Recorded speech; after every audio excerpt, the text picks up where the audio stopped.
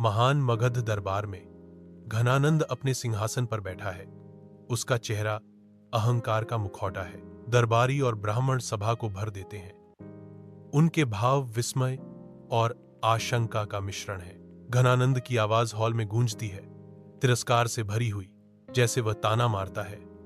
अरे ब्राह्मण, तुम क्या कर सकते हो? उसका अहंकार बढ़ता है क्योंकि वह उनकी क्षमताओं का तिरस्कार करता है। राज्य पर शासन करना और सेना का प्रबंधन करना आपके बस की बात नहीं है। मगध दरबार में चाणक्य संयमित भाव से बोलते हैं। उनकी आवाज अटूट संकल्प का प्रतीक है। उनके शब्द हवा में गूंजते थे।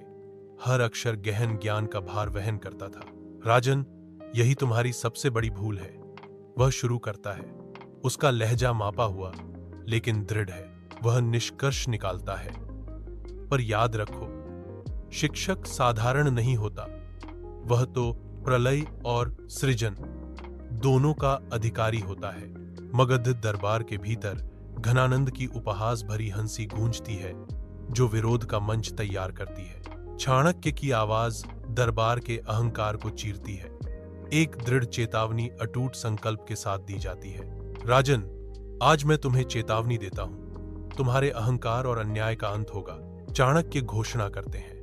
वही शिक्षक है जो किसी भी साधारण बालक को सम्राट बना देता है। वेस ही मैं एक साधारण युवक को गधा कर इस सिंहासन पर बैठाऊंगा। जंगल के विशाल पेड़ों के बीच चाणक्य की तीक्ष्ण दृष्टि एक विनम्र चरवाहे लड़के चंद्रगुप्त को देखती है।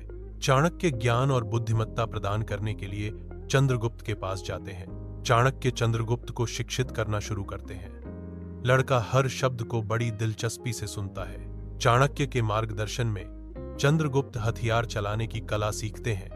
प्रत्येक तकनीक में महारत हासिल करते हैं। वन उनका कक्षा कक्ष बन जाता है, क्योंकि चाणक्य चंद्रगुप्त को राजनीति की जटिल रणनीतियां सिखाते हैं। चंद्रगुप्त चाणक्य के अथक प्रशिक्षण और अंतर्दृष्टिपूर्ण मार्गदर्शन से आकार लेकर एक दुर्जय व्यक्ति में बदल जाता है। खून से सनी रणभूमि पर चंद्रगुप्त मौर्य मगध की सेना को घनानंद की सेना के केंद्र में ले जाते हैं। तलवारों की क्रूर टक्कर मैदान में गूंजती है।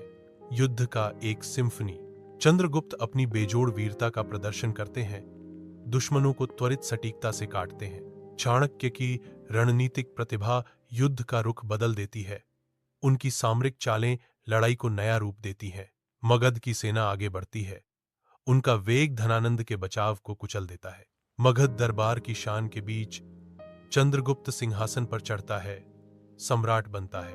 उनके बगल में चाणक्य खड़े हैं। उनके होठों पर एक हल्की मुस्कान है, जो उनकी रणनीतिक प्रतिभा की परिणति देख रहे हैं। चाणक्य की आवाज दरबार में गूंजती है, विजय से भरी हुई। देखा घनानंद, एक शिक्षक कोई साधारण व्यक्ति नहीं होता। चाणक्य इस बात पर जोर देते हैं कि उनके पास कितनी गहरी शक्ति है। अगर वह चाहे तो विनाश कर सकता है, और अगर वह चाहे तो एक नया युग बना सकता है। अदालत चकित होकर देखती है। चंद्रगुप्त के शासन और चाणक्य के मार्गदर्शन में शुरू हो रहे नए युग से अवगत